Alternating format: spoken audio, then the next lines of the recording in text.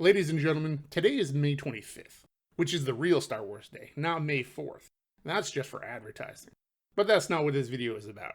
I don't really consider myself a Star Wars fan anymore, and Disney's acquisition of the property has done nothing to change that. It's done the opposite, to be honest, but that's not what this video is about either. I am, however, a huge Transformers fan, and 2021 is the 35th anniversary of Transformers the movie. And I've often heard from people and seen it on websites and forums that Transformers the movie from 1986 is just Star Wars with robots, or a Star Wars ripoff. And while I completely agree there are Star Wars references in the movie, which was quite common throughout the 80s, these are surface level similarities at best. If you give them even more than a minute of thought, you'll realize that. I'll never argue that Transformers the movie broke new ground in storytelling, and I'm under no illusions that it's nothing more than an epic toy commercial. But writing it off as just a Star Wars ripoff is incredibly lazy criticism. You could make a compelling argument Star Wars, especially Star Wars in its original form in 1977 when it was just one film called Star Wars, before all this episode stuff got added, is just a ripoff of Dune. And I'm not going to make that argument. I don't think Star Wars is a ripoff of Dune myself, but there's probably more in common between Star Wars and Dune than Star Wars and Transformers the movie. And we're going to explore a little bit about why that is. First, we're going to talk about some characters. Maybe the easiest characters to make a comparison between are Hot Rod and Luke Skywalker, and at first glance, they are kind of similar. They both overcome humble beginnings, go on an adventure, and save the day, which is an extremely common storyline that heroes have done long before Luke Skywalker was written. Once you think about the characters for more than a few seconds, they're not actually all that alike. Luke Skywalker is a moisture farmer who doesn't have much more in life to look forward to than picking up power converters. He refuses the call to adventure that's given to him by Princess Leia and Obi-Wan Kenobi, and only after losing everything, he decides to take up the adventure. He doesn't begin to reach his potential until he trains with a mentor figure and goes through his adventures saving the princess and destroying the Death Star. Hot Rod, on the other hand, really only has a minor character bend. He doesn't grow much as a character. Maybe you could say he learns to be a leader. He only goes on a partial hero's journey. When we meet him, he's already a competent soldier. He doesn't need to be trained by a mentor and doesn't have a mentor figure. He has peers and superiors. There's no Force analog in Transformers. Hot Rod is more of an Arthurian character than Luke Skywalker, with the Matrix of Leadership being an Excalibur analog. In the end, he becomes the leader of his people, unlike Luke, who never really rises through the rebel ranks. The only things you can say to compare RC and Princess Leia are that they're both female, and RC's head has hair bun-inspired details. Princess Leia is a driving force in Star Wars. She is key to starting the adventure, and a large chunk of the movie is devoted to either rescuing her or trying to complete her mission. RC, on the other hand, is completely irrelevant to Transformers the movie. She could be completely written out and nothing changes. She doesn't inspire or motivate anyone, and shares almost no time with a quote-unquote Luke Skywalker character. Now, this one truly baffles me. I see this all the time. Even the Transformers fandom wiki entry for Transformers the movie calls Springer a Han Solo character. How exactly are these two alike? I guess because they both have a couple of one-liners? But that's really weak. Han Solo is nearly universally described thusly. Han Solo. He's a rogue. He's very arrogant, but charming.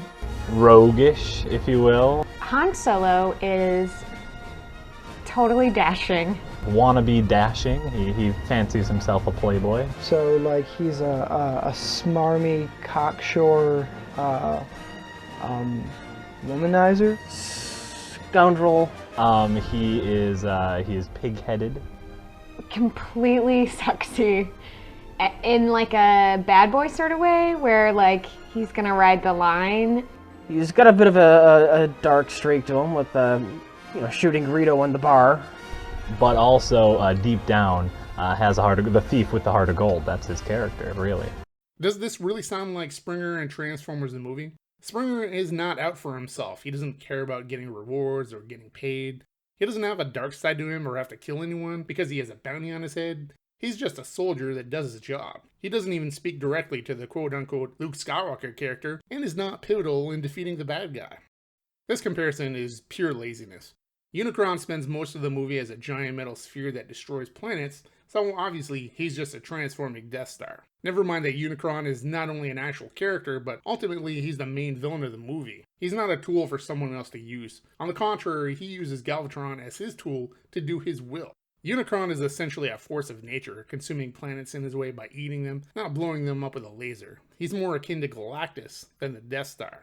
There's also prominent characters that don't have any kind of counterpart for both movies. Who is the Obi-Wan Kenobi character? Not Optimus Prime. He's not a mentor figure to Hot Rod. He doesn't teach him anything or motivate him on his journey. And he is another character that spends almost no time with the quote-unquote Luke Skywalker character. He doesn't sacrifice himself to save anyone, and his death is really a product of terrible decision-making on the part of Hot Rod, who doesn't make any other staggeringly bad decisions in the movie before or after this.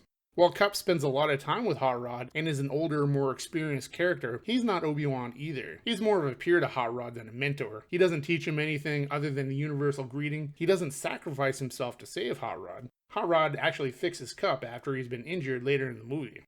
Who is the Darth Vader character? The obvious choices are Megatron or Galvatron, but other than being villains, there's not much that's really comparable about them. You can't even really compare the showdown between Optimus and Megatron to Obi-Wan versus Darth Vader. There's no master-apprentice relationship between Optimus and Megatron. Optimus doesn't sacrifice himself, and Megatron barely escapes the fight alive. You can't even say that Darth Vader's arc is shrunk down to fit in Transformers the movie. Neither Megatron nor Galvatron have any kind of relationship with the Luke Skywalker character, nor any kind of redemption arc.